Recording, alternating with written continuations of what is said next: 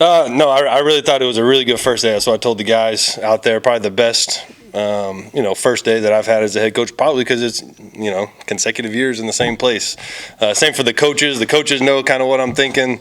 The players, for the most part, kind of know how we do things.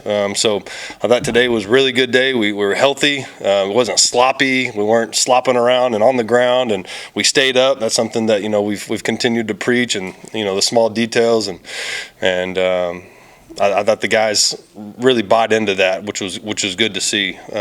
Obviously, you got some new guys and some guys that haven't practiced with us, and for the most part, everybody was good. So I like where we're at. Obviously, we got to continue to get better. I thought the quarterbacks operated really well. I think anytime you don't have pads on, the O-line, D-line's kind of a little muddy in there. But we tried to go. We went three groups today and get guys a lot of reps. The special teams periods were clean, and overall, just a really clean day. What you want to see?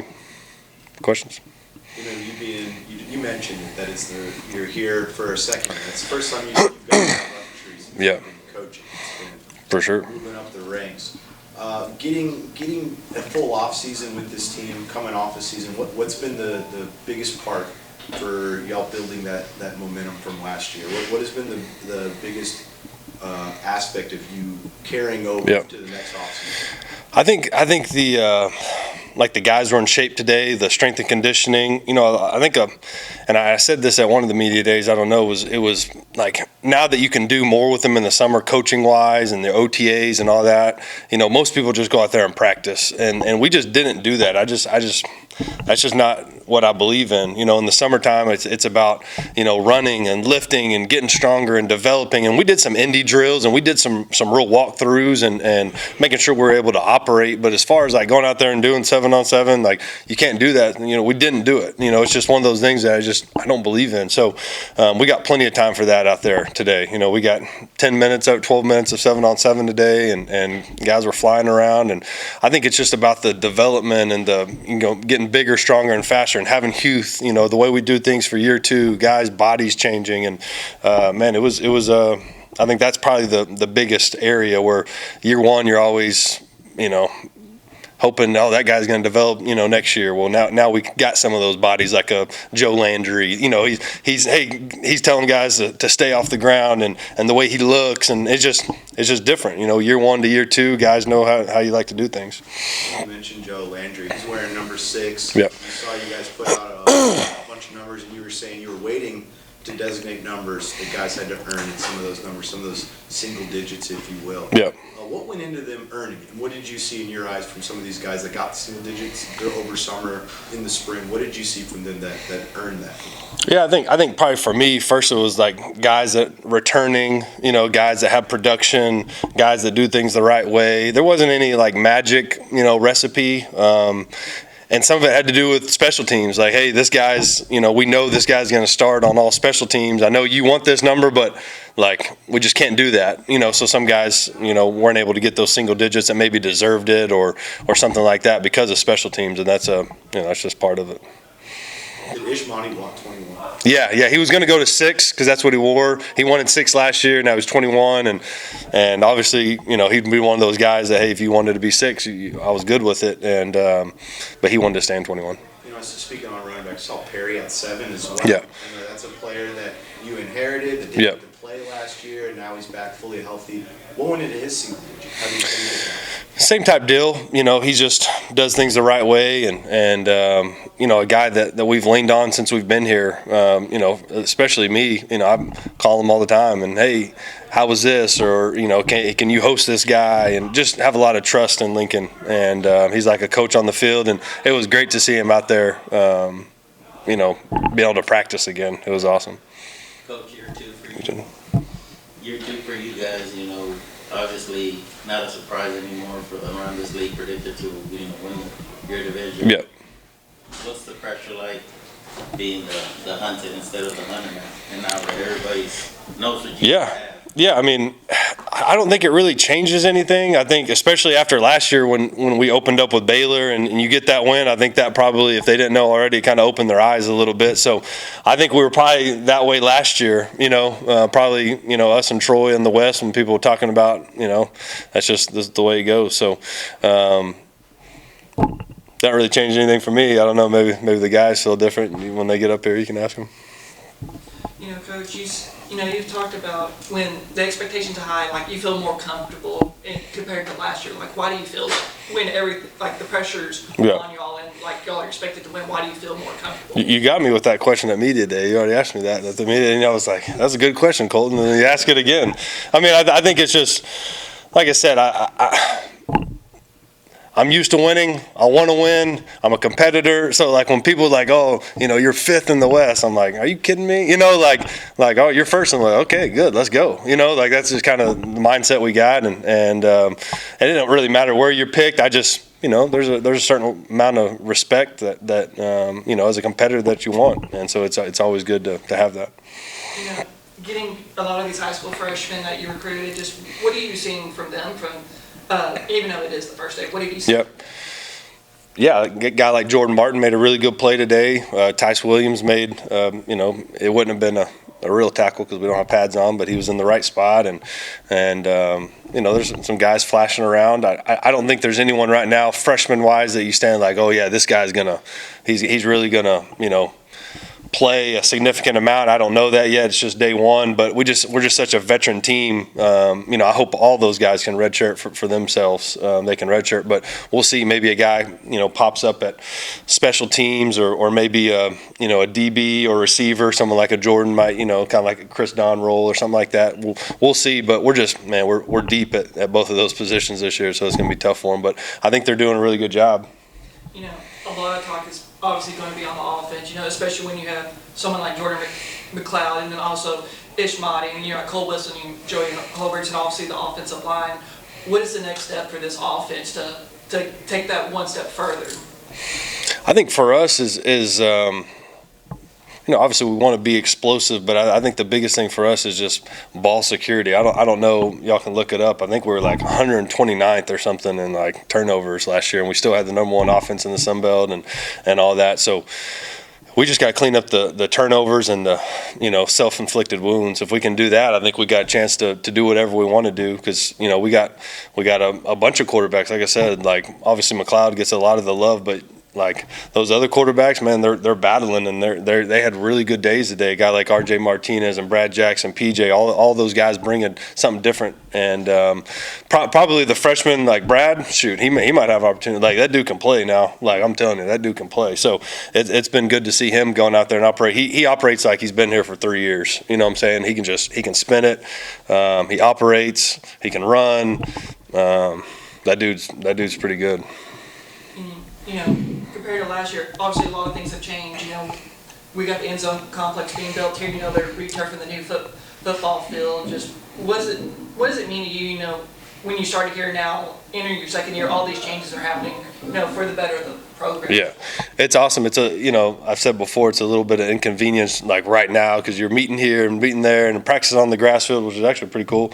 I like that. But like getting new turf and all the ESPN games and obviously the new facility, it's just you can feel the momentum and the support is there, and man, it's a lot of fun right now. It really is. What's it been like?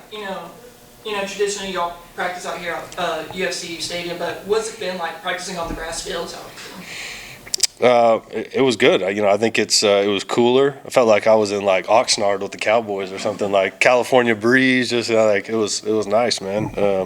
The grass was good. Obviously we got some spots that we got to like put some sand in, and the field crews probably got to work harder, like going out there and doing all that stuff. But that's just part of it. But I thought the walk over there is a little inconvenient, but that's good. It's training camp, and you don't want everything to be easy. So I liked it, to be honest with you.